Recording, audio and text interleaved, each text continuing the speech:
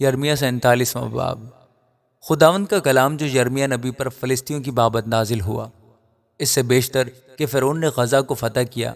خداوند یوں فرماتا ہے کہ دیکھ، شمال سے پانی چڑھیں گے اور سیلاب کی طرح ہوں گے، اور ملک پر اور سب پر جو اس میں ہیں، شہر پر اور اس کے باشندوں پر بہہ نکلیں گے۔ اس وقت لوگ چلائیں گے اور ملک کے سب باشندے نالہ کریں گے۔ اس کے طاقتور گھوڑوں کے سموں کی ٹاپ کی آواز سے، اس کے رتھوں کے ریلے اور اس کے پہیوں کی گڑگڑاہٹ سے باپ کمزوری کے باعث اپنے بچوں کی طرف لوٹ کر نہ دیکھیں گے۔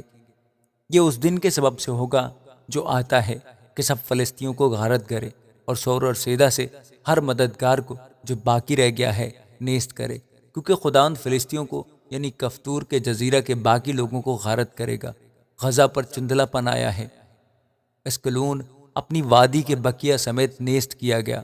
تو کب تک اپنے آپ کو کاٹتا جائے گا؟ اے خداوند کی تلوار، تو کب تک نہ ٹھہرے گی؟ تو چل، اپنے غلاف میں آرام لے اور ساکن ہو۔ وہ کیسے ٹھہر سکتی ہے جبکہ خداوند نے اسکلون اور سمندر کے ساحل کے خلاف اسے حکم دیا ہے، اس نے اسے وہاں مقرر کیا ہے۔ آمین۔